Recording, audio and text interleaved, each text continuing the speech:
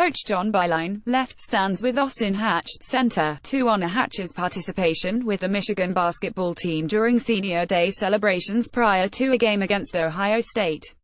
Austin Hatch probably should be dead. Who survives 2 plane crashes but HES going to the Final Four? Hatch won't take a shot, grab a rebound or play any defense for Michigan when it faces NCAA tournament darling Loyola Chicago in Saturday's national semifinal in San Antonio. He won't even be in uniform. The 23-year-old Hatch, who was recruited to play at Michigan and then had his playing dreams derailed when he nearly after being involved in the second plane crash of his young life, is an undergraduate student assistant for the Michigan basketball team. Hatch will be on the Wolverines bench wearing a suit and tie instead of a uniform this weekend. As a senior, whether it's Saturday's national semifinal or Monday's title game, this is what he called my last go-round as a part of the school so integral in saving his life. Hatch, who starred at Canterbury School in Fort Wayne, Indiana, when he was recruited by Michigan coach John Beilein, lost his mother, Julie, brother, Ian and sister, Lindsay when, as an 8-year-old, he was involved in a 2003 plane crash. He survived that crash only because his father, Dr. Stephen Hatch, threw him from the burning wreckage. Austin's father piloted the single-engine planes in both accidents. In the 2003 crash, the Hatches were flying back from their summer home in Michigan's northwestern Lower Peninsula, where Stephen Hatch and his brothers owned property. According to a NTSB report, Stephen Hatch was flying in a low ceiling in dark conditions and might have run low on fuel when the plane hit a utility pole and crashed. In the 2011 crash, which occurred 9 days after a 16-year-old Austin committed to play at Michigan, his father, stepmother, Kimberly, and a family dog were killed when their plane flew into the garage of a home near the Charlevoix Municipal Airport en route to the same family vacation home to celebrate Austin's signing. Poor weather was stated as an issue as Stephen Hatch attempted to land. Following the second crash, doctors put Austin into a medically induced coma with a traumatic brain injury, a broken collarbone and a punctured lung. He was in the coma for 8 weeks, and when he woke up, Hatch had to relearn how to walk, talk, eat and even breathe. Beilein, meanwhile, honored the scholarship head promised Hatch, who spent his final 2 years of high school living with an uncle in California and eventually made it back to the court for Loyola High.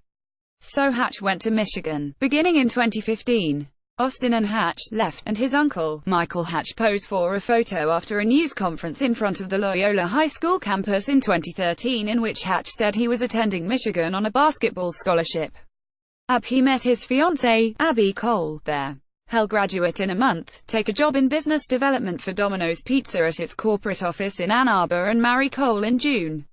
The 2 plane crashes took his entire immediate family away from him and robbed him of a promising basketball career, but Hatch chooses to embrace what he still has rather than dwell on what he lost. Words can't describe how grateful I am for the opportunity to be a part of this program, Hatch told the Post at the West Regional in Los Angeles, where Michigan advanced to the Final Four. I'm extremely grateful for all that Coach Beilein has done for me, honoring my scholarship, for the way HES made me feel like a part of this program, even though I'm not able to do the things he recruited me to do. Coach doesn't treat guys differently based on how they play. He serves players' hearts, not their talent. Beilein, who invited Hatch to accompany the team during the NCAA tournament, he usually sits on the team bench only for home games, called Hatch one of the greatest stories I think that I've ever been associated with and am pleased to be a part of. It makes your heart warm, Beilein said. If we've been a small part of his life, it's tremendous. He's been a huge part of my life and this team's life.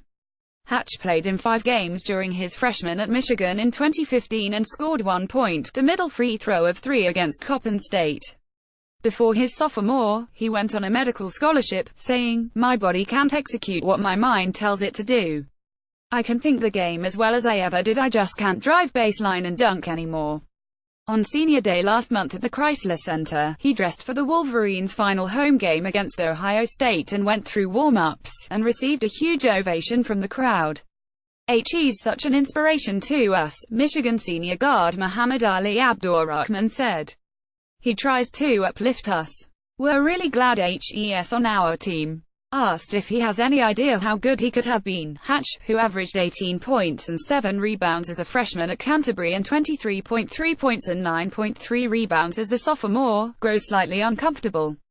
"I don't know," he said. Who knows how good I would have been. Maybe I could have gotten here my freshman year and torn my ACL. I'd hoped to be a great player for Michigan, a major contributor to this team. I must have been okay. If you're recruited to play basketball at Michigan on a ride, you are more than okay. But none of that matters now. Not to Hatch. Not to Beilein. Austin Hatch is the Michigan student assistant coach. Though Hatch has no recollection of the second plane crash and the moments leading up to it, he has a keen recall of certain important moments in his life before the accident, like when he first met Beilein as a sophomore in high school. January 18, 2011, Hatch said, "It was the one game Coach Beilein came to see me play.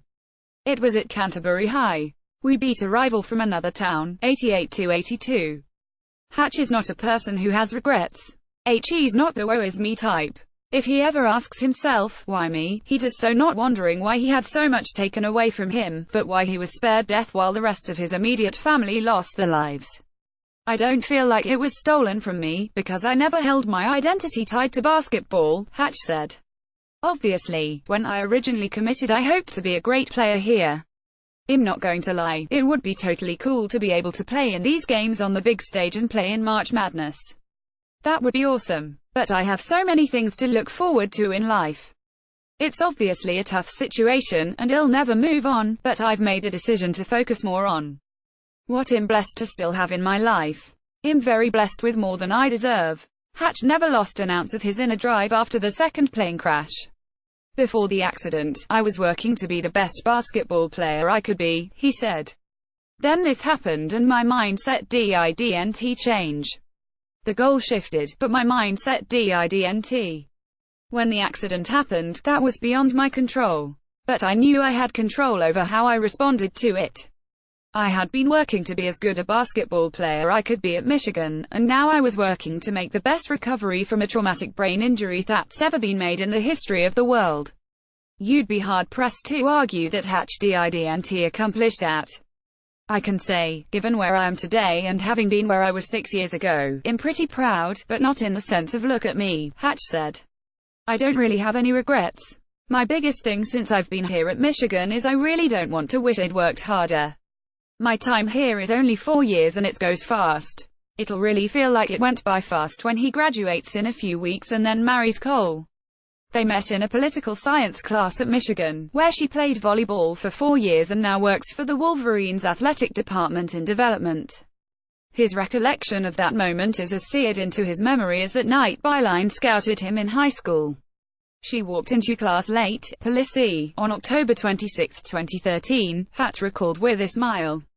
"She was looking for a seat and I flagged her down and said, 'I've got a seat right here, next to me.' Cole's family is now Hatch's new immediate family. Obviously, my immediate family is no longer here," Hatch said. "I don't attempt to diminish the significance of that loss. But I'm very blessed to have the loving family that I do." Asked if he's afraid of flying now, Hatch didn't hesitate with his answer. "Not at all, I'm not afraid of flying at all," he said. "Flying was normal for me. It was as normal as driving. We flew everywhere. Obviously, the plane crashes have been awful and the repercussions of those have been worse than anyone can imagine. Obviously, the odds of me getting into another plane crash are extremely slim. This is going to sound kind of morbid, but I don't fear death. I don't fear dying. I am not afraid.